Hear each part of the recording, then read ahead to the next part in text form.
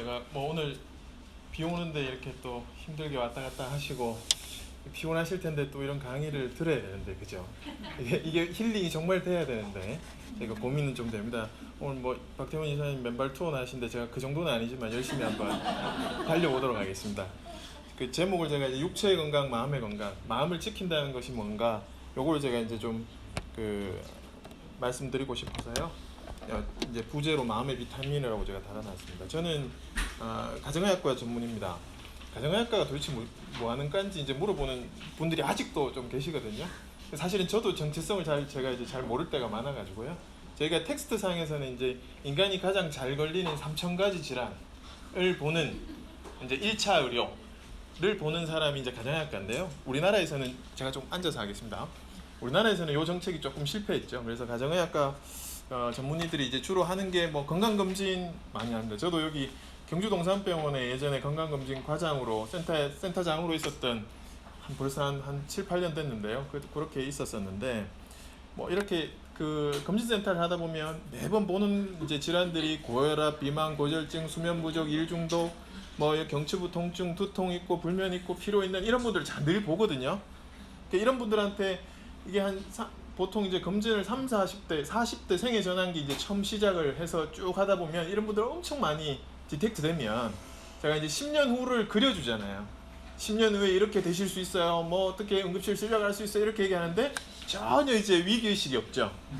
그죠? 대부분 이제 아무리 얘기해도 예 알겠어요 하고 그냥 가시거든요. 근데 이제 여기 아까 적어 놓은 게 사실은요 다 제 겁니다. 제가 40에 갖고 있었던 질환을 제가 적어놨습니다. 이게 제 거라는 걸 하나님이 갑자기 이렇게 저를 알게 해주셨어요. 네가 맨날 보는 환자가 네 모습이라고. 굉장히 이제 충격이었습니다. 그래서 제가 그때부터 열심히 자전거를 좀 열심히 탔습니다. 그래서 제가 얼마나 감량을 했냐면요, 15kg를 뺐거든요. 뺀 게 이거라고 생각하시면 안 됩니다. 근데 제가 다시 14kg가 쪘습니다. 그래서 지금 최근에 다시 제가 10kg를 뺐습니다. 그래서 몇 킬로인지는 제가 밝히지 않겠습니다. 예. 제가 말씀드리고 싶은 게 오늘 뭐 이런 성인병 관리하는 거, 또 우리가 이제 뭐 검진이나 뭐 암이나 이런 거를 제가 말씀드리려고 하는 건 아닙니다. 오히려 이제 저희가 의사 입장에서도 사실 이런 게 굉장히 맹점이 많다는 거를 저희가 알고 있어요, 사실은. 뭐 예를 들면 이런 거죠.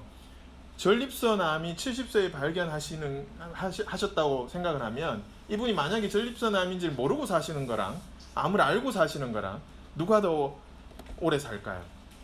사실 의사들은 다 답을 알고 있거든요. 예. 모르고 사는 게 더 오래 삽니다. 왜냐하면 이 전립선암은 슬로우 캔서이기 때문에 암으로 죽는 게 아니라 암 걱정으로 죽게 됩니다. 그래서 암을 죽이려고 하는 여러 가지 행위들 때문에 몸이 힘들어지기도 합니다. 그래서 사실 모르셨으면 더 행복할 수도 있어요. 근데 굳이 우리가 이걸 검진을 해서 이렇게 디텍트해서 환자를 어렵게 하는 경우도 있다는 거죠. 근데 모든 게 다 그렇진 않아요. 근데 이제 최근에 요즘 갑상선이 우리나라에 워낙 갑상선 암 환자가 너무 많습니다. 갑상선 암을 조기 검진을 했을 때 이게 이제 생존율이 정말 높여졌는가 이런 질문들을 우리가 해보거든요. 저는 이제 개인적으로 이 갑상선 암을 보는 의사는 아니지만 갑상선 암을 갖게 되신 분들을 보면 굉장히 말 못할 어려움들을 좀 갖고 있다 이런 생각을 좀 하고 있습니다, 사실은. 근데 이게 이제 TV에 이런 내용들이 나와요. 갑상선 암이 암 조기 검진이 생존율을 높였는가? 우리가 열심히 의사들이 검진해서 갑상선 암 환자들을 찾아내서 진짜 생존율을 높였나? 이게 우리나라에 지금 갑상선 발병 추이가 이렇게 올라가 버렸거든요. 이게 상식적으로 이게 말이 안 되는, 이게 추정 60분에 나왔는데 매년 23.7%가 증가해서 지금 갑상선암 세계 발병률 1위가 우리나라거든요. 그래서 이거를 외국 의사들이 보고 어떤 말을 하느냐 하면 이게 국가적인 통계 자료가 맞는 거죠. 만들어낸 건 아닐 테고 정말 믿어지지 않네요. 갑자기 이렇게 증가한 거를 이제 믿을 수 없다는 거죠. 예, 맞는 말이죠. 영국의 의사가 이렇게 얘기를 하거든요. 제가 보기엔 검진을 많이 하는 유일한 이유는 검진을 시행해서 얻는 재정적인 이윤으로 보입니다. 그러니까 많이 검진하면 많이 잡히는 암 중에 하나가 이 갑상선암이에요. 근데 이걸 가지고 문제가 있다 이렇게 외국에서 평가를 합니다. 갑상선암은 사실 조기 검진을 굳이 권하지 않습니다. 왜냐하면 빨리 디텍트 한다고 해서 실제 서바이벌 생존율이 증가하지 않는 암이라는 걸 저희가 알고 있기 때문에요. 근데 왜 갑상선암을 우리나라에서 이렇게 조기 검진을 많이 하느냐면요, 우리나라가 전 세계에 제일 초음파 강국입니다. 초음파, 저도 이제 초음파를 많이 하고, 저는 이제 심장 초음파 인증기도 갖고 있는데, 심장 초음파를 만들 수 있는 나라가 전 세계 3나라밖에 안 됩니다. 그 중에 우리나라가 한 나라고요. 전 세계 권위자들 중에, 심장의 권위자들 중에 한국 의사들이 너무 많습니다. 제가 테이 박사라고 일본에서 제일 유명한 심장 초음파 전문의가 일본 사람인데요. 알고 봤더니 한국인 2세더라고요. 미국에서 제일 권위자가, 클리브랜드 클리닉에 있는 제일 권위자가 한국 사람이더라고요. 정말 제가 심장을 이렇게 보는 심장 초음파 책을 미국 걸 번역해서 제가 공부를 했는데요. 그 미국 원서 쓰신 분이 한국 사람인 걸 나중에 알았습니다. 제가 영어로 쓰신 걸 이제 한글로 번역한 걸 제가 본 거죠. 이만큼 우리나라가 초음파가 한국입니다. 그래서 초음파를 잘 만들고 초음파가 없는 의사들이 없습니다. 저도 초음파를 2대나 갖고 있습니다. 비싼 초음파를. 제가 심장 초음파를 2대 사기도 했었고, 지금은 일반 초음파를 2대를 갖고 있거든요. 그래서 이렇게 초음파를 많이, 이게 실력이 좋아지고 열심히 해야 되죠. 왜냐하면 초음파가 비싸거든요. 저도 본전을 생각하기 때문에. 그래서 열심히 찾아냅니다, 의사들이. 자, 사실은 이렇게 한다고 해서 진짜 환자들한테 유익한가, 서바이벌이 높아졌는가, 그렇지 않다는 거죠. 그래서 사실 우리가 5대암 검진이라고 하는 이유가, 국가적으로 막 엄청난 경제력을 투입했을 때 실제로 그게 오히려 투입 안 한 것보다 일찍 투입해서 조기 디텍트 했을 때 국가적으로 오히려 손해가 아니라는 평가가 난 암들을 조기 검진하는 거거든요. 이 위, 간, 대장, 유방, 자궁암이 이제 5대암 검진할 때 들어가는 거거든요. 갑상선암 여기 사실 안 들어가요. 근데 이제 요거는 국가적으로 이렇게 엄청난 돈을 투입해서 이제 무료로 이렇게 해주잖아요. 그렇게 해도 나중에 검진 안 해서 거기에 치료비 들어가는 거 계산해 보면 이게 훨씬 국가적으로 이득이라고 판단됐기 때문에 이걸 열심히 검진하는 겁니다. 자, 뭐 남자들이 위, 폐, 대장, 간 이렇고, 여자들은 갑상선 임신이 사실 1인데, 요즘은 이제 외국에서는 갑상선암을 암으로 취급 안 하고 이 호르몬 질환으로 그냥 취급하는 경우가 많거든요. 여러분 실비 들어도 요즘 갑상선암 옛날에 들어놓은 건 다 되는데 요즘은 안 되는 것도 요즘 이제 나옵니다. 그만큼 갑상선암이 너무 많아졌다는 거죠. 저 이런 맹점을 우리가 갖고 있어요. 제가 뭐 말하고 싶은 게요, 뭐 이런 얘기 하려고 안 합니다. 생로병사의 비밀을 저희 아버지가 얼마나 열혈 실청을 하시는데요. 아버지가 저한테 항상 이걸 보고 저한테 문자를 보내십니다. 야, 뭐 먹지 마라. 니 그거 너무 먹는다. 너 뭐 이거 조심해라. 아버지 의사 아니시거든요. 초등학교 쌤으로 이제 정년퇴임 하셨는데, 제가 모르는 내용을 아버지가 항상 카톡을 보내주세요.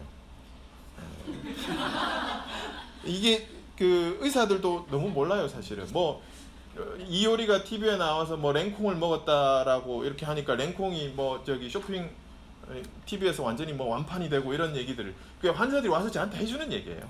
그래서 랭콩이 뭐냐고 저한테 물어서 저도 찾아서 공부해야 되는 이런 상황들이거든요. 이 어떤 TV 프로그램에 보면 뭐가 좋냐, 뭐가 더 추천하냐, 의사들도 7대7로 이렇게 갈려요. 의사들도 답이 없어요, 사실. 제가 이런 얘기 하려고 하는 건 아니고요. 이런 게 요즘 너무 많은 새로운 율법들이 되어가는 것처럼 느끼고 있기 때문에 진짜 이제 고민해보고 싶은 거죠, 의사로서.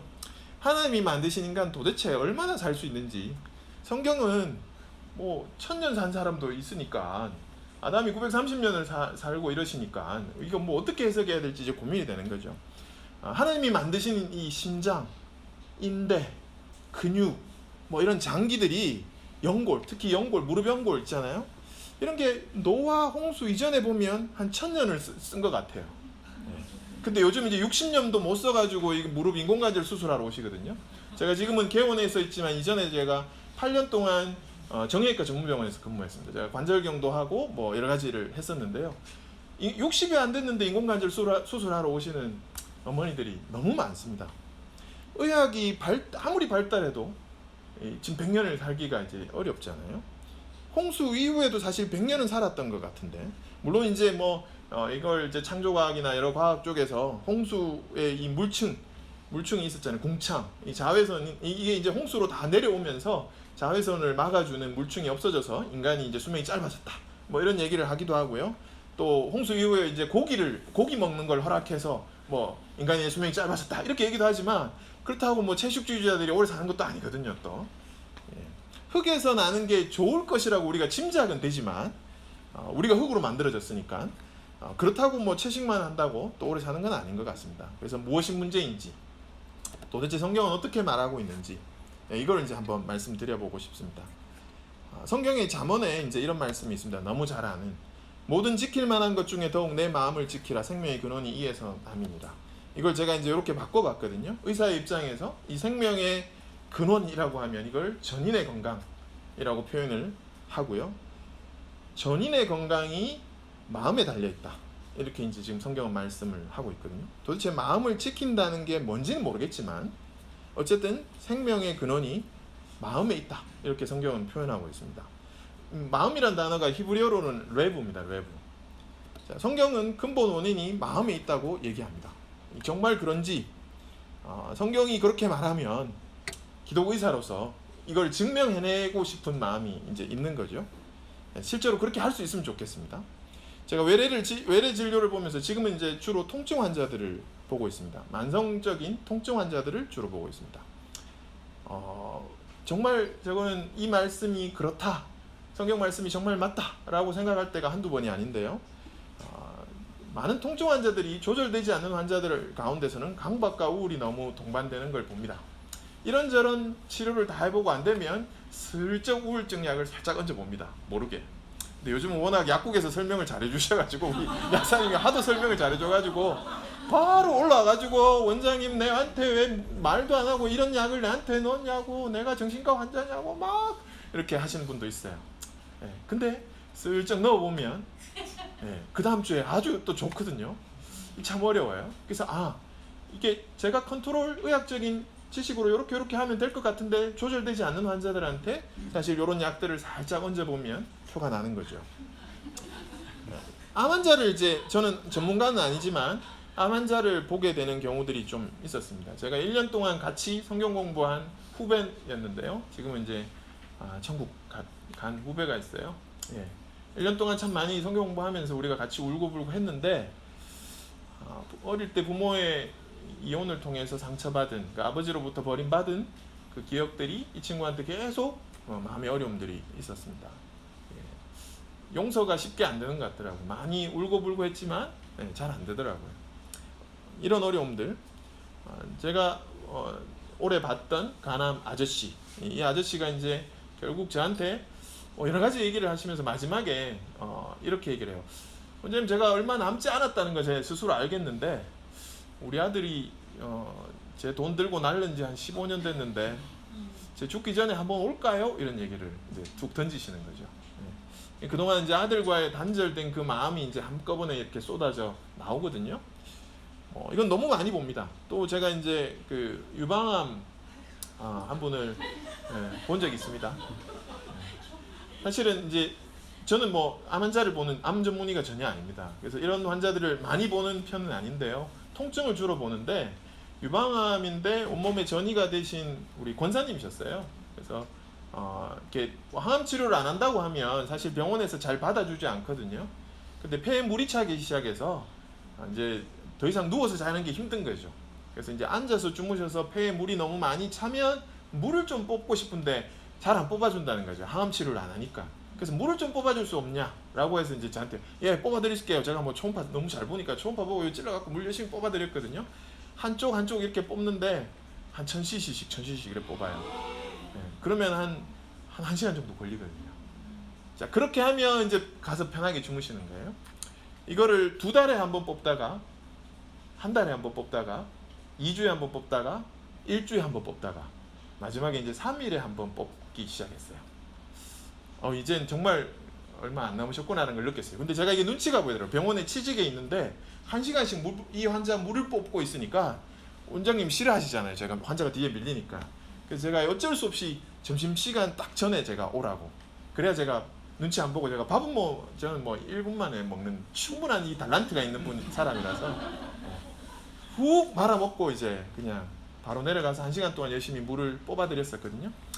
늘 아들이 이제 데리고 왔었는데 아들 보고 내가 점심 먹고 오라고 매번 내보내고 이 권사님하고 이렇게 독대했습니다. 물을 이렇게 열심히 뽑으면서 이런저런 얘기를 하면서 이제 제가 이제 환자들한테 늘 꼬박꼬박 묻는 질문 중에 하나는 잠을 잘 주무시는지 이걸 꼭 물어봅니다. 잠을 잘 주무시냐고. 안 그래도 이거 물 차가지고 주무시기 어려울 것 같은데 잠 좀 잘 주무셔야 될 것 같은데요. 내가 이렇게 얘기를 하는데 자기는 평생 4시간 이상을 자본 적이 없대요. 에? 4시간 이상을 왜 못 주무세요? 4시간 이상을 한 20년 동안 자본 적이 없다라고 얘기하시더라고. 아니 그러면 뭐 건강한 사람 어딨냐고. 다 아프지. 4시간 자고 안 아픈 게 이상하지 않냐고. 내가 왜 4시간밖에 못 주무셨냐라고 여쭤봤는데요. 시집을 왔어요. 시집을 왔는데 남편이 형사예요. 밤낮 없이 도둑 잡고 강도 잡는 형사이시더라고요. 근데 남편은 밤낮 없이 돌아다니는데 이제 시어머니 모시고 살았는데 밤에 잘라고 누워 있으면 시어머니가 문 확 열고 들어오셔가지고 너희 신랑은 지금 밖에 나가 일하고 있는데 니는 잠이 오나? 이렇게 이제 얘기를 하셨다는 거예요. 그래서 이제 힘들었겠죠. 그래서 이제 남편한테 이런 얘기를 왜 안 했겠습니까, 그죠? 근데 남편이 이제 어머니한테 이런 부분들을 이제 다 감당해주지 않으셨던 것 같아요. 시집살이를 16년 하셨어요. 그리고 이제 시어머니가 돌아가셨어요. 돌아가신 지가 한 6년 정도 됐던 때였어요. 돌아가신 지가 6년이 지났는데 여전히 잠을 못 주무시는 거예요. 그래서 제가 이제 얼마 남지 않았다라고 생각이 돼서 말씀을 드렸죠. 시어머니가 용서가 되십니까? 라고 이제 권사님한테 여쭤봤어요. 아무 말씀 안 하시더라고요. 아무 말씀 안 하시더라고요. 이제 몇 번 물법으로 오실 때마다 그 얘기를 했죠. 시어머니 나는 용서했으면 좋겠다고. 시어머니 용서하셨으면 너무 좋겠다고. 그렇게 여러 번 물을 뽑으면서 1시간 동안 이제 저랑 독대할 수밖에 없잖아요. 계속 얘기하죠. 제가 기도해드리고 물 뽑고 기도해드리고 못 뽑다가 이제 본물 터졌어요. 우시기 시작하더라고요. 정신없이 우시기 시작하더라고요. 3일마다 오셨던 이 권사님이 갑자기 일주일마다 오시기 시작했어요. 2주에 한 번 오시기 시작했어요. 한 달에 한 번 오시기 시작했어요. 2달에 한 번 오시기 시작했어요. 2달에 한 번 제가 다시 물 뽑았어요. 그리고 1년 있다가 폐렴이 갑자기 와서 돌아가셨어요. 다른 거 제가 해드린 게 없거든요. 물 뽑은 거 이외에. 제가 이런 경험을 하고 나서 이 암 환자를 보면서 어떻게 마음의 어려움이 아니라고 얘기할 수 있냐라는 생각들을 이제 하게 된 거죠. 뭐 수많은 얘기들을 제가 말씀드릴 수 있지만 갑상선 환자들은 말 못할 어려움이 있는 것 같다는 제 이 말도 안 되는 짐작을 하고 있습니다. 자, 이렇게 얘기하니까 뭐 이제 제가 조금 의사 같지 않고 이 정신과 의사 같은 얘기를 지금 하고 있는데요. 조금 의학적인 얘기를 조금 들여다보도록 하겠습니다.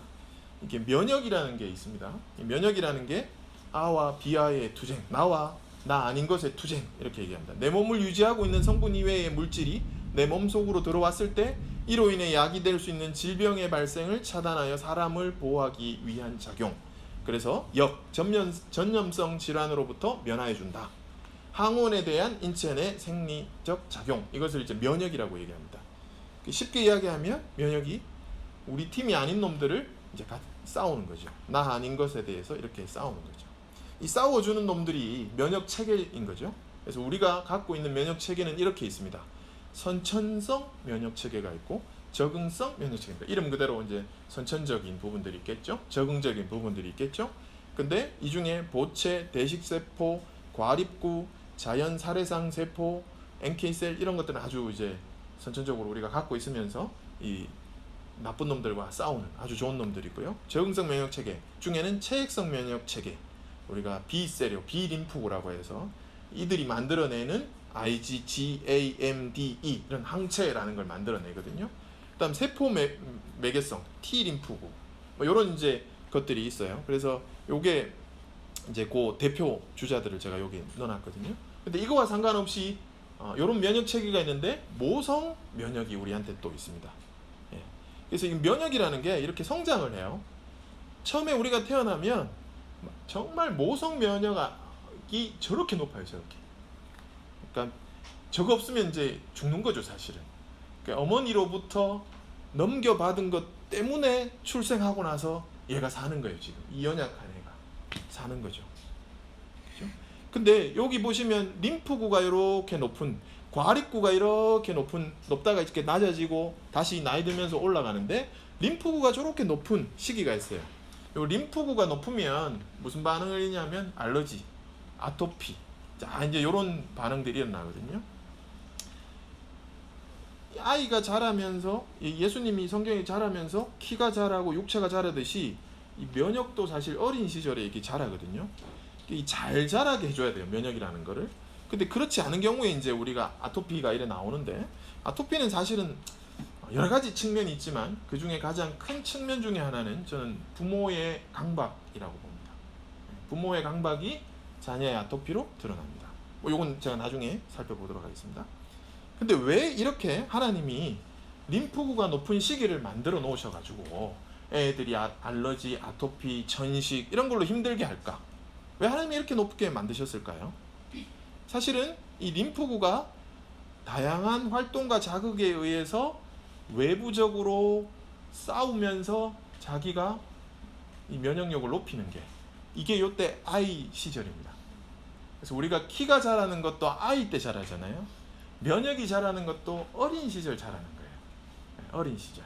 그래서 하나님이 이렇게 림프구가 높은 시기를 통해서 외부적 자극에 의해서 애들이 이제 대응하다가 감기 한번 앓고 거기에 대한 항체가 생기고 뭐 하나 앓고 내가 면역이 생기는 거예요. 그래서 아이들이 면역을 자라게 하기 위해서는 깨끗해야 될까요? 더러워야 될까요? 어느 정도 더러워야 됩니다. 이제 흙도 좀 먹을 수 있고, 그죠? 다 그런 거거든요. 근데 요즘은 이제 완전히 깨끗한 환경에서 이제 키우는데 실제로 면역은 자라지 않고 오히려 면역의 과잉 반응만 일어나서 아토피가 많이 생긴다고 볼 수 있죠. 이 성경적 원리인 거죠. 연단, 고난을 통해서 사람을 강하게 하시는 원리가 이 면역 체계 가운데도 그대로 있다는 겁니다. 자, 이 면역 체계가 이렇게 싸웁니다.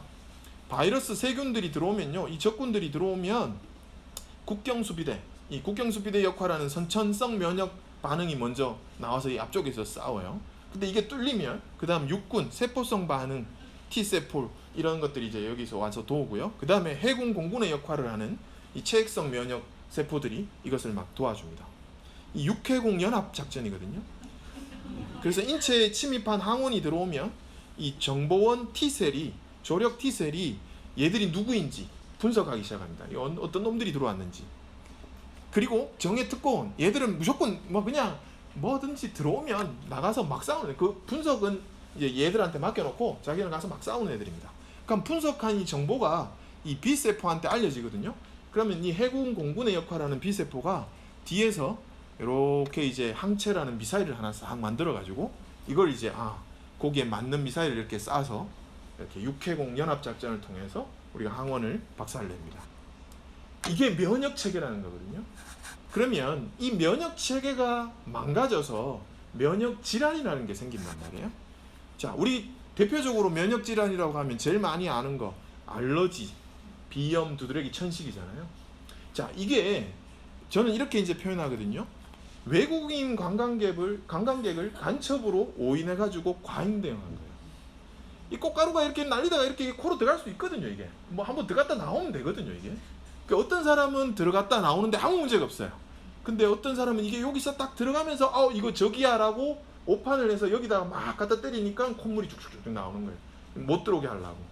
이게 더 들어가서 이 폐에서 반응하면 이게 천식이 되는 거죠. 이 외국인 관광객이 그냥 들어왔다 갔다 되는 거거든요. 근데 이걸 이제 오버해서 과잉 대응한 거예요. 그 다음에 이제 자가 면역 질환이라는 게 있어요. 류마티스, 루푸스, 혈관염, 배체, 쇼그렌, 섬유근통, 원형 탈모, 개양성 대장염, 다발적, 이거 뭐 정말 많습니다. 자가 면역 질환은 뭐냐면 선량한 국민을 간첩으로 오인한 거예요. 여기 아무 적이 안 들어왔어요. 여기 내 거예요. 근데 여기가 간첩인 줄 알고 갖다 때리면 류마티스 관절염이에요. 심장에 아무 문제가 없는데, 그 판막에 아무 문제가 없는데 거기에 적군이 들어와 있는 줄 알고 거기다 갖다 막 때리면 류마티스 심장병이 되는 거예요.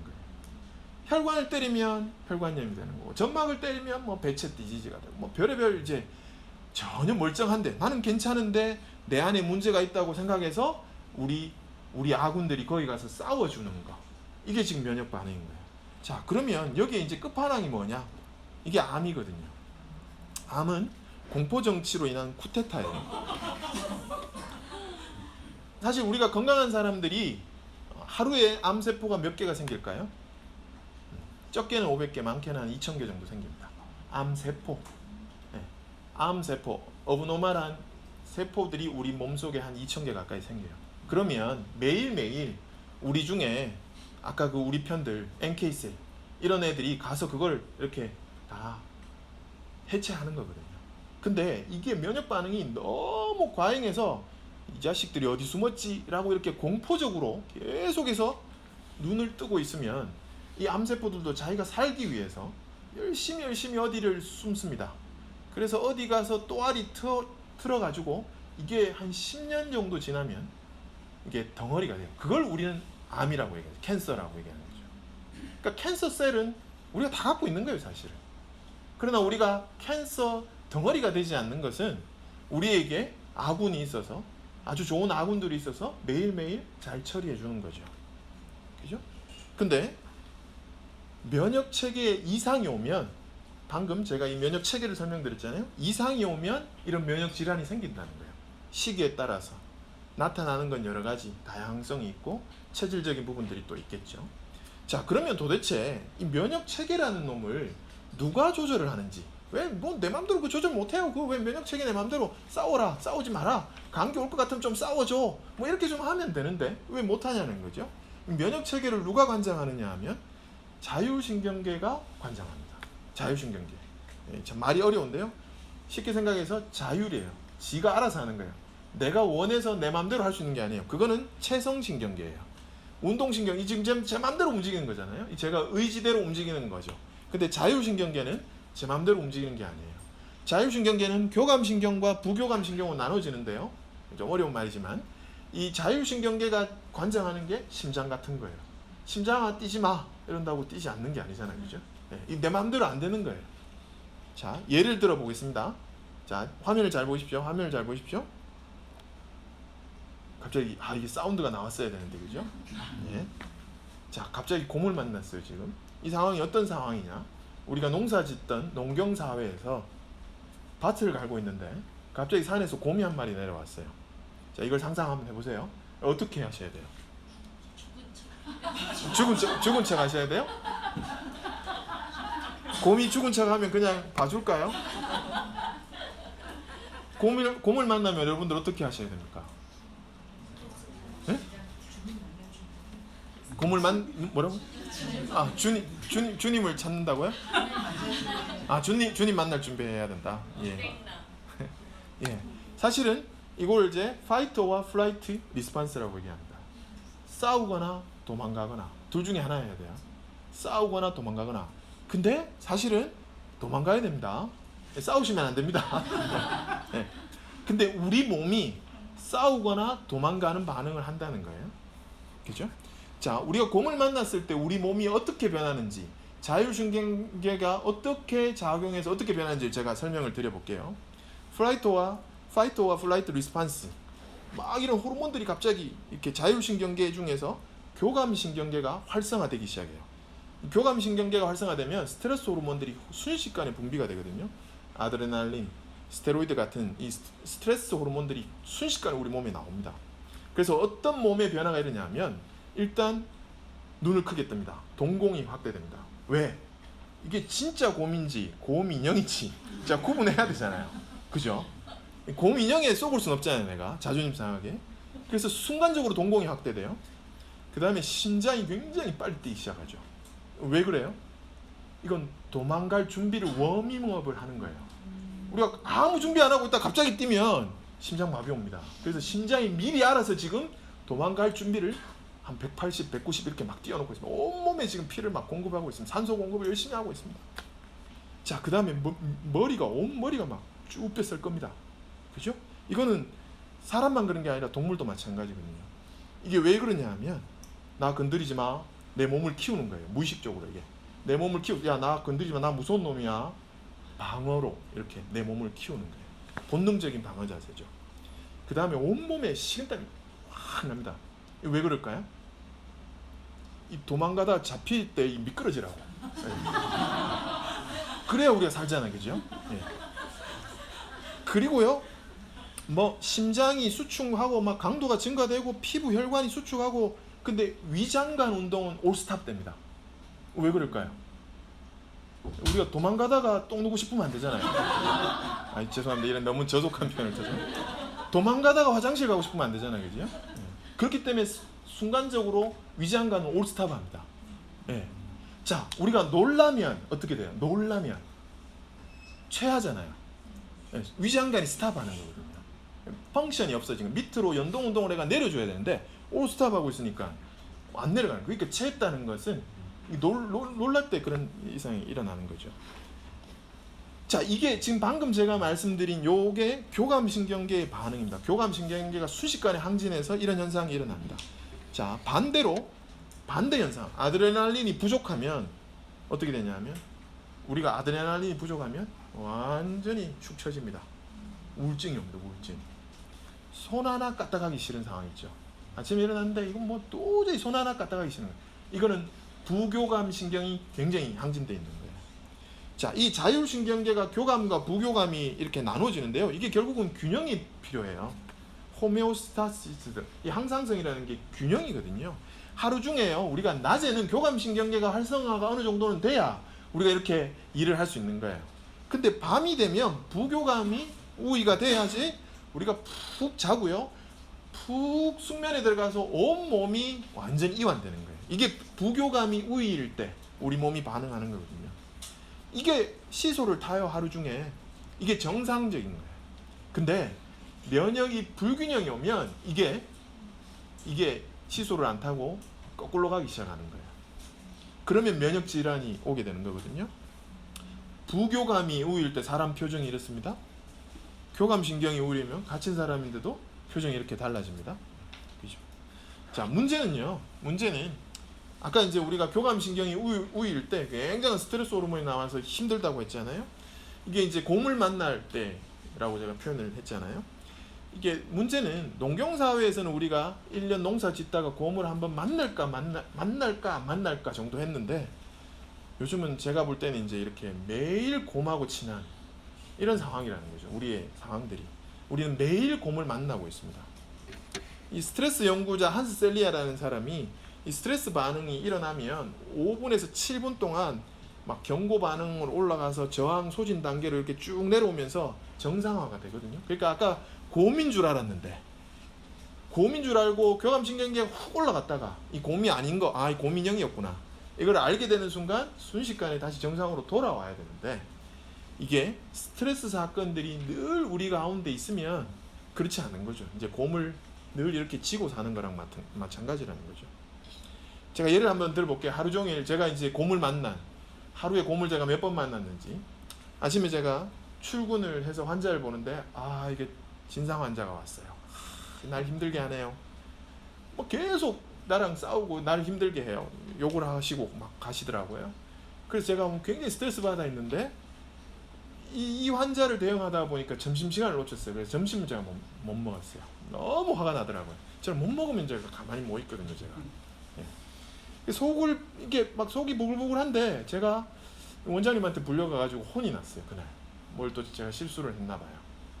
그래서 열이 많이 받아있고 점심도 못 먹었는데, 제가 이제 퇴근을 하고 운전을 해서 퇴근해서 집으로 가는데 배가 너무 고프잖아요. 그래서 제가 조금 빨리 좀 밟았거든요. 근데 이제 경찰한테 걸렸어요. 신호위반으로 제가 걸렸어요. 그래서 또 딱지를 떼었거든요. 그래서 제가 집에 가서 이제 점심도 못 먹었으니까 맛있는 저녁을 기대하고 들어갔는데, 우리 집사람이 굉장히 오늘 애들하고 안 좋았나 봐요. 전혀 밥을 아직 안 해놨네요. 제가 이거 이제 실제 상황이에요. 그러고 보니까 사실 오늘이 제가 결혼 기념일입니다. 결혼 기념일 제가 이러고 있거든요, 지금. 우리 집사람이 오늘 곰을 만났을 것 같은 좀 불길한 예감이 좀 드네요. 이게 하루 종일 제가 곰을 만난 스토리예요. 이런 사람이 어깨에 이렇게 돌을 얹어 놓은 것 같은, 곰을 얹어 놓은 것 같은, 제가 매일 보는 환자가 사실 이런 환자예요. 이런 환자들을 제가 만나고 있죠. 자, 정리를 해보겠습니다. 면역 질환, 아까 알레르기 질환, 자가 면역 질환, 암까지 이게 면역 질환입니다. 자, 그리고 제가 아까 봤던 만성 통증 질환 환자들, 이런 분들이 전부 다 면역계 이상으로 이런 상황들이 됩니다. 근데 이 면역계를 누가 조절한다고요? 자율신경계가. 그럼 이 자율신경계는 내 생각대로 안 되는 게 자율신경계라고 했는데, 이 자율신경계는 도대체 누가 조절하나요? 자율신경계는 뇌에서 호르몬이 나와서 조절합니다. 뇌에서 호르몬이 나와서. 그러면 이 뇌는 누가 조절합니까? 예, 뇌를 조절하는 것이 이제 마음이죠. 마음이 뇌를 조절합니다. 내 생각, 내 뇌대로는 안 되는데 내 마음대로는 사실 돼야 되거든요. 근데 이 마음이 마음대로 안 되죠. 결국 마음이 이제 문제라는 건데요. 자, 마음이 뇌과 자율신경계가 면역계를 관장합니다. 그런데 마음이 문제가 생기면 면역계 이상이 옵니다. 그러면 면역질환과 만성통증질환 환자들이 이제 생기는데요. 마음의 문제 중에 병을 일으키는 마음의 독소, 가장 중요한 두 가지는 두려움과 분노라고 합니다. 결국 두려움과 분노와 같은 마음이 이렇게 질병을 유발하는 건데요. 이 젊었을 때는 우리가 회복력이 강해요. 특히 애들을 보면 우리가 금방 알 수 있어요. 자, 애들 상황들 보세요. 저거들끼리 원수같이 막 장난감 하나 갖고 막 싸우고 울고불고 하잖아요. 근데 한 10분 있다가 다시 가봐요. 화해하고 또 놀고 있거든요. 그죠? 그러니까 애들이 병이 나겠냐고요, 사실. 분노가 금방 사그라들거든요. 자, 애들이 밤에 잠을 잘 자요. 애들이 어떤 환경일 때 잠을 잘 잘까요? 우리는 오늘 이제 안 자던 때 와서 지금 잘 겁니다. 그죠? 여기서 이제 잘 주무실 수도 있고 못 주무실 수도 있는데, 애들이 여기서 잘 자려고 하면 딱 필요한 것은 한 가지밖에 없습니다. 엄마가 있느냐 없느냐죠. 방이 뜨겁다고 못 자고, 뭐 방이 춥다고 베개가 안 맞아서 못 자고, 뭐 이부자리 소리가 나서 못 자고 이러지 않는다는 거예요. 엄마만 있으면 애들은 마음이 편하기 때문에 잘 잡니다. 다만 애들이요, 밤에 잠을 못 잘 때 보면 낮에 큰 충격이 있으면 밤에 자다가 경기를 해요. 그죠? 왜 그러냐면 꿈에서 이걸 재해석을 하는 거거든요. 그러니까 이런 경우는 애들도 마음이 어려웠다는 거예요. 낮에. 그죠? 그래서 낮에 열심히 뛰어놀고 나면, 에너지가 다 소진되고 나면 밤에는 무조건 잘 자요, 애들이. 그러면 이런 애들은 아토피가 없죠. 근데 부모의 강박이 있고 강압이 있으면 자녀들에게 이게 계속 전해지거든요. 그러면 애들이 어떻게 되냐면 밤에도 긴장을 해요. 마음에 긴장을 해요. 그러면 교감신경과 부교감신경의 균형이 깨지는 거죠. 그것이 면역을 아주 과잉 활성화시켜 놓은 상태거든요. 그래서 아토피가 악화되는 거예요. 물론 제가 이렇게 말한다고 해서 음식이라든지 유해 환경에 대해서 전혀 역할을 하지 않는다, 그렇게 말하는 건 아닙니다. 근데 우리가 똑같은 애를 키우고 똑같은 환경에서 똑같은 걸 먹어도 결과가 다르게 나오는 것들이 있잖아요. 그죠? 자, 이런 마음의 문제, 두려움과 분노, 이런 것들에 대해 이 병의 연관성을 연구한 이 사람들의 결론을 보면요. 뭐 예를 들면 이런 게 있어요. 타입 A 성격, 급하고 화를 잘 내며 경쟁적이며 적개심이 강하다. 이런 분들이 심장병, 고혈압이 잘 걸린다고 돼 있어요. 제가 동산병원 출신인데요. 동산병원 오이병동에 가면 딱 이런 분들 계세요. 급하고 화 잘 내고 경쟁적, 적개심, 요 심장내과 병동이거든요. 제가 인턴 때 이렇게 가가지고 이제 샘플을 하잖아요. 이렇게 피를 뽑는단 말이에요. 뽑다 보면 이게 실수를 해서 이게 2번 찔러야 되는 경우가 있죠. 그러면 이분들이 이제 화를 내셔요. 막 불같이 뭐 이런 인턴쌤 보내가지고 이렇게 힘들게 하냐고 막 화를 내요. 근데 그 다음날 또 뽑으러 가야 되거든요. 그러면 어제 뽑았던 거, 어제 욕먹은 것 때문에 굉장히 겁이 나서 다시 가는데 아주 쿨해요. 어제 일을 기억 못해요. 이 타입 A 성격들이에요.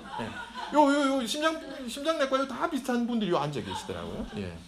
타입 C 성격, 분노의 불덩어리를 마음속에 묻어두는 사람. 이런 분들은 이렇게 화를 못 냅니다. 제가 실수했다고 저한테 화내지 않습니다. 이제 3위병동에 가면 신장내과 병동인데요. 이분들은 제가 실수했다고 그 앞에서 절대 얘기 안 합니다.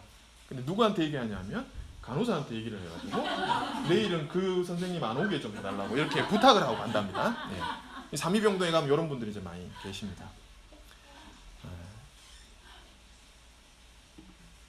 류마티스 교원성 질환, 강박과 면역 불안정인 것 같아요. 그 자폐 아동들을 우리가 보면요, 암이 없어요. 거의 없어요. 자폐 아들은. 네. 근데 대부분 성인병이 자라요. 왜냐하면 어린아이 상태에 머물러 있거든요. 그래서 사실은 외부적 스트레스가 차단돼 있잖아요. 그래서 그런 건 없어요. 그래서 암은 없어요. 희한하게. 근데 성인병이 빨리 오죠. 절제가 안 되니까. 다 뚱뚱해지고 이렇게 되더라고요.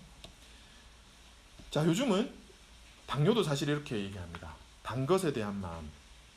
사실 우리가 단 게 들어가면요, 당이 들어가면 마음의 안정감을 누리죠. 우리가 먹고 나서 스트레스를 풀잖아요. 사실 이런 것도 이제 근원의 사랑을 갈구하는 게 이렇게 좀 연결이 돼 있죠. 제가 그래서 참 어렵습니다. 제가 사랑을 많이 못 받아가지고요. 그래서 많이 먹거든요, 제가. 이걸 유지하는 게 너무 힘들어요. 아유. 자, 제가 이렇게 지금 마음이 문제라고 지금 자꾸 얘기를 하는데요. 도대체 근데 이 마음이 어디에 있는데, 성경은 마음을 지키라고 얘기하거든요. 마음이 도대체 어디에 있길래 이 마음을 지키라 라고 성경이 얘기를 하는가요?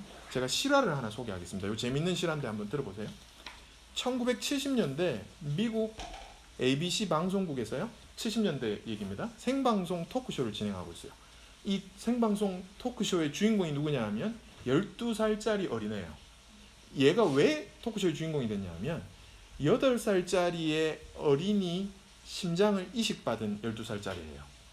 이때 심장 이식이라는 걸 우리가 이제 의학적으로 처음으로 많이 좀 시행을 하던 때였어요. 근데 대부분 다 심장 이식을 할 때 어른 심장을 어른에게 줬는데, 이 8살짜리 정말 어린애 심장을 12살짜리에 주게 된 이 케이스는 이제 너무 처음 케이스였어요. 그래서 과연 이게 문제가 없겠는가, 이게 전국적으로 이슈가 된 거죠. 그래서 이 아이를, 심장 이식 받은 아이를 이제 토크쇼까지 나오게 되는 이런 상황이 된 거죠. 이게 생방송이에요. 이거 사실 너무 어린아이의 심장을 이식 받은 것 때문에 논란의 여지가 있었거든요. 근데 생방송 도중에 이 12살짜리 아이가 이 앉아서 얘기를 하다가 갑자기 방청객으로 막 뛰어나갑니다. 얘가 12살짜리가.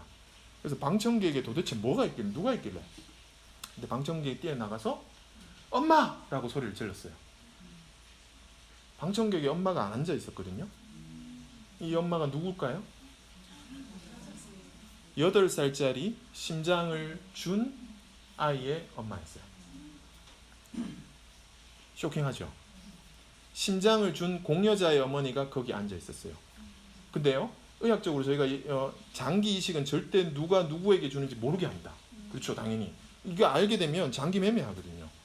돈을 내가 대가를 요구할 수 있거든요. 그래서 전혀 모르게 해요. 근데 자기 아이의 심장을 이식받은 아이가 얼마나 궁금했겠어요. 그러니까 이 엄마가 몰래 거기 와서 앉아 있었던 거예요. 근데 이 12살짜리 심장을 이식받은 이 아이가 갑자기 일어나서 방청객으로 가서 엄마라고 불러버린 거죠. 어떻게 이런 일이 일어날 수 있었을까요? 자, 이 사건 때문에 생방송으로 이 사건이 터지자 폴 피어셜 박사팀이 이제 조사를 시작했어요. 이때부터 장기 이식, 특히 심장을 이식받은 수요자들에게 어떤 변화가 왔는지를 이제 다시 조사하기 시작한 거예요. 이때까지 그냥 심장 이식하고 놔뒀는데 그 사람들 다 찾아가서 인터뷰를 한 거예요. 예. 이 사람들의 기억, 행동, 선호도, 습관이 공여자의 것으로 바뀌었다는 것을 밝혀내기 시작했어요. 인터뷰를 해보니. 그래서 이 사람이 케이스 리포트를 이렇게 합니다. 예. 이건 좀 더 제 케이스 있는 거를 지금 얘기하는 겁니다. 이 영어로 된 걸 제가 지금 해석하라고 말씀드리지 않을게요. 자, 어떤 사람이 심장을 이식받았는데 원래 왼손잡이였는데 오른손잡이가 됐어요. 어떤 사람이 원래 조용한 사람이었는데 심장을 이식받고 나서 굉장히 쾌활한 사람이 됐어요. 어떤 사람이, 어떤 젊은 여자가 심장을 이식받았는데 정말 차분하고 조용한 여자였는데 자기 이제 복서가 되겠다고 복싱을 하기 시작해요. 자, 어떤 사람이 자기에게 심장을 준 사람의 이름을 기억해내버렸어요. 누구라는 사람이 나한테 심장을 줬다라는 걸 기억해내버렸어요. 어떤 사람이 심장을 준 사람이 오토바이 사고로 죽었다는 것을 기억해내버렸어요. 네. 한마디로 심장을 이식받고 나서 완전한 타인의 취향이 돼버렸습니다. 네. 그죠? 그래서 여기서 밝혀진 게 뭐냐면 결국 이 연구를 통해서 폴 피어셜 박사팀이 밝혀낸 것은 심장의 기억하는 세포가 있다는 것을 발견해놨어요. 그리고 이 기억하는 세포의 양이 이 심장이 기억하는 이 기억은요, 직관적 기억이에요. 직관적 기억. 이 직관적 기억이 브레인보다 50배 이상 강력하다는 것. 이것을 양은 적지만 강력하다는 것을 발견해냈어요. 자, 제가 처음 말씀드렸죠. 모든 지킬 만한 것 중에 무엇을 지키라고 하나님이 말씀을 하셨나요? 마음. 사실 마음이 아닙니다. 뇌부를 지키라고 했죠. 뇌부가 원어적 의미가 심장입니다. 마음보다 더 정확하게 말하면 심장을 지키는 것이 생명의 근원, 전인의 건강을 지키는 거죠. 자, 이 마음에 대해서 조금 더 제가 이제 약간은 이제 조금 성경적인 얘기를 이제 말씀을 드릴게요. 로런스 제이 크랩이라는 사람이 이렇게 말을 합니다. 우리의 퍼스널리티 구조가 의식하는 마음. 어떤 사건을 보면요, 우리가 이 사건을 보고 우리의 의식하는 게 있죠. 이 사건을 보는 게 우리의 의식이죠. 의식하는 마음. 근데 사실 이 사건은요, 이 세상에 일어나는 사건들은 이 사탄이 주재하고 있는 부분들이 있죠. 일정 부분. 그래서 우리가 이 사탄이 세상에 잘못된 프로그래밍을 통해서 이 사건을 해석하는데 우리가 무의식으로 이 사건을 해석해서 그것을 무의식에 저장시켜놔요. 예를 들면 이게 무슨 말이냐? 예를 들면 이런 거죠. 제가 영아부에서 이제 우리 아이들을 키울 때 어떤 아이가 여기 와서 부딪히는 애한테 자기가 가다가 부딪히면 걔를 떼찌해요. 부딪히면 자꾸 걔를 떼찌해요. 걔가 왜 그런지 아세요? 걔가 할머니 밑에 컸거든요. 애가 지나가다가 이게 탁 부딪히면 어떻게 돼요? 할머니들 뭐라고 해요? 떼찌 여기 떼찌 하거든요. 그죠? 우리 아이들 키울 때 그렇게 했잖아요. 책임 전가를 요렇게 가르친 거예요. 여기 아픈 게 네 잘못이 아니고 얘가 여기 있어서 그런 거라고. 근데 얘가 그걸 그대로 무의식 속에 저장해 놔요. 그래서 영아부 와서 교회에서 부딪힌 애들한테 다 떼찌를 하더라고요. 이게 무의식입니다. 근데 이 무의식이 자라면 어떻게 될까요? 어떤 사건을 보는데요, 이게 떼찌할 일로 보이는 거예요. 외부적으로 이렇게 해서 내가 화가 나는 거예요. 이게 무의식이라는 거예요. 자, 이 무의식과 무의식만 있는 것이 아니라 사실 우리는 기본적인 자아를 가리키는, 기본적인 방향을 가리키는 마음, 자아로 향한 이 마음이 하나 더 있어요. 이게 기본적인 마음이라고 얘기를 합니다. 방향을 가리키는 마음. 자, 우리는 성경적으로 말하면 이 자아를, 우리의 자아를 그리스도 앞에 우리는 복종시켜야 되죠. 그렇게 되면 그리스도가 말씀이 육신이 돼서 오신 분이잖아요. 이 그리스도의 말씀이 우리 가운데 지금 있어요. 우리는 이 성경을 읽음으로 우리의 의식 속에 말씀을 넣습니다. 자, 이 구조가 이해가 되시죠?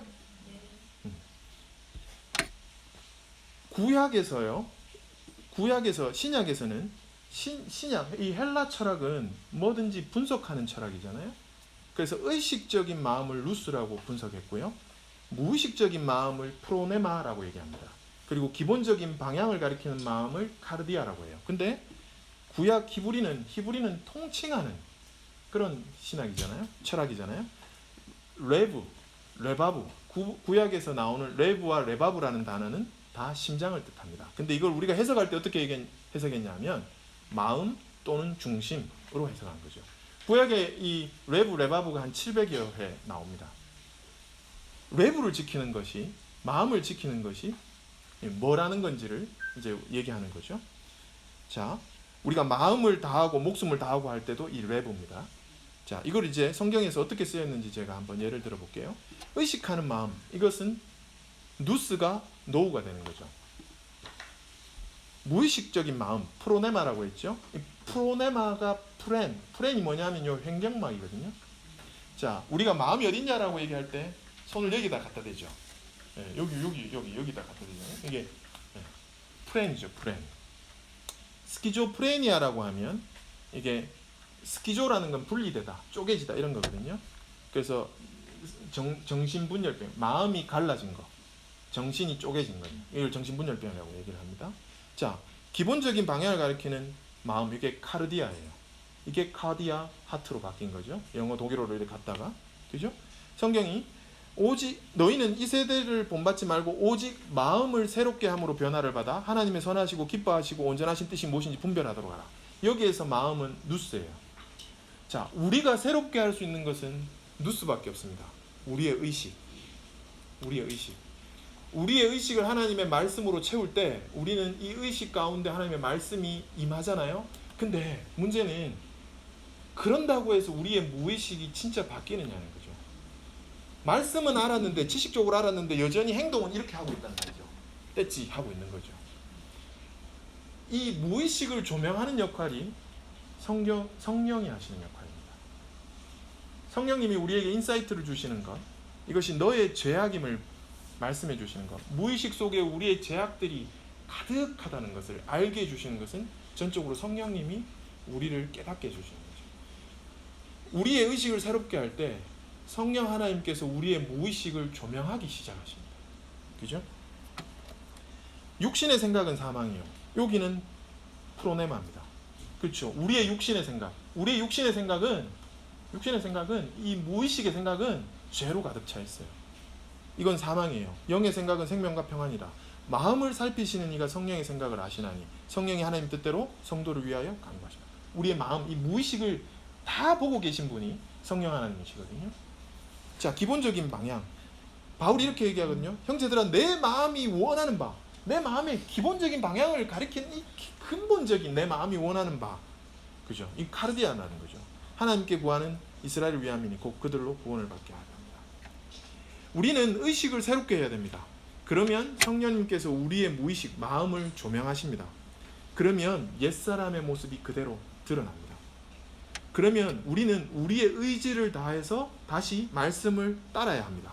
자, 이것이 반복되면 어떤 역사가 일어나느냐면요, 의식, 무의식을 깨우시고, 의식을 우리가 계속 새롭게 하고 무의식을 깨우시고, 이것이 반복되면요, 그 반복된 메시지가 카르디아에 박힙니다.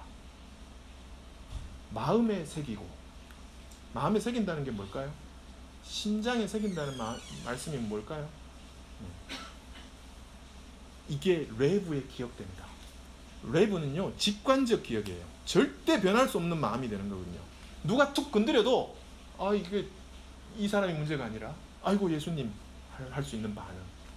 이게 레브라는 거죠.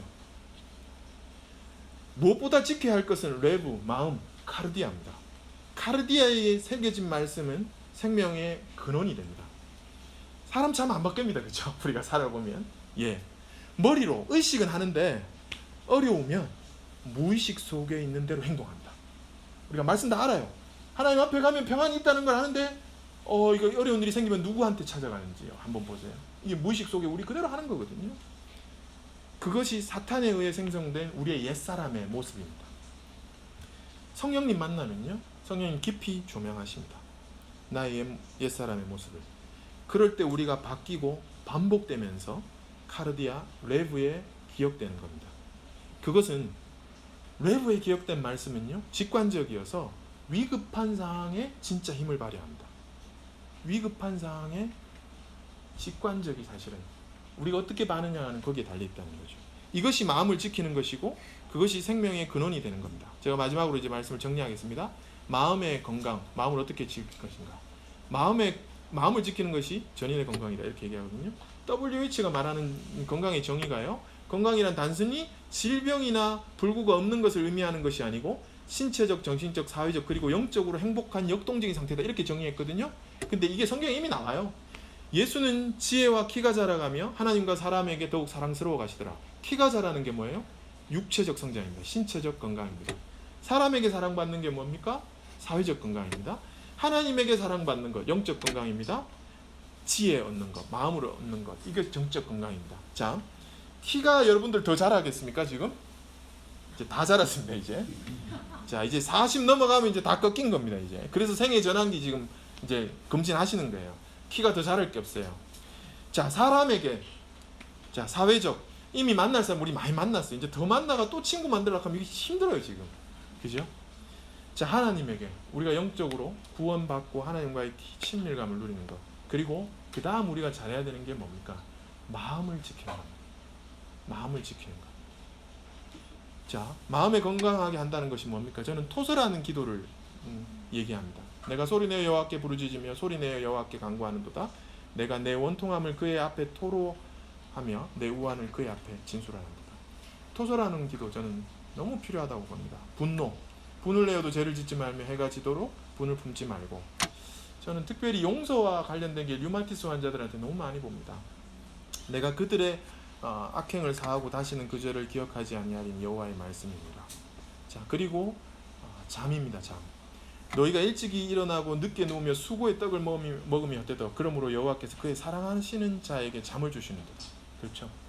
하나님의 깊은 사랑을 받는 사람은요, 이게 엄마하고 같이 있는 거라서 잠을 많을 수밖에 없어요.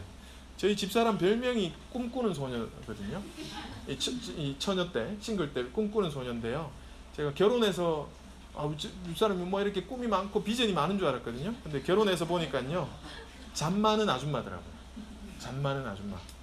근데 저희 집사람만큼 마음이 스테이블한 사람 제가 못 봅니다. 저는 사실 뒤늦게 예수님 믿어가지고요, 굉장히 언스테이블합니다. 어떨 때는 예수님밖에 없는 것처럼 살다가 굉장히 또 어려움들이 올 때마다 저는 마음이 요동칩니다. 잠을 못 잡니다. 정말 어렵습니다, 사실은.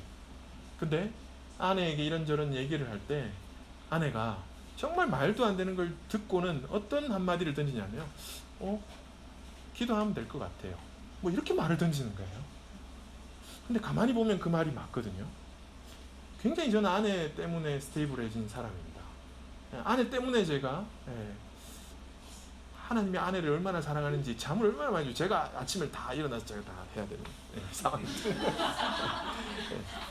자, 빌립보서 4장 6절 마지막입니다. 아무것도 염려하지 말고 오직 모든 일에 기도와 간구로 너희 구할 것을 감사함으로 하나님께 아뢰라. 그리하면 모든 지각에 뛰어난 하나님의 평강이 그리스도 예수 안에서 너희 마음 카르디아와 생각을 지키시리라. 여기에 카르디아입니다. 몸은 답을 알고 있다라는 책, 그 조지 구다트라는 사람이 사람의 생각은 몸에 존재하는 60조의 세포가 가장 빨리 눈치챈다, 이렇게 얘기하거든요. 이처럼 생각의 힘은 사람의 몸을 움직이고 심지어 면역 체계까지 바꿔놓을 수 있습니다. 그러나 문제는 이 마음이 내 마음대로 안 된다는 거거든요. 이 마음이라는 게 마치 줄이 풀린 미친 개와 같다, 이렇게 책에 나와요. 지멋대로 돌아다니는 거예요. 이게 온 동네 이 미친 개가 이게 줄 풀려가지고 온 동네 돌아다니는 게 이게 마음이거든요. 자, 이런 마음 어떻게 지키느냐? 사실은 아무것도 염려하지 말고 오직 모든 일에 기도와 간구로 너희 구하여서 감사합니다. 모든 지각이 뛰어난 하나님의 평강이 그리스도 예수 안에서 너희 마음과 생각을. 근본적으로 우리 마음을 지키시는 분은 하나님이십니다. 우리 마음에 보초 서시는 분은 하나님이십니다. 사실 이게 내 마음대로 안 됩니다.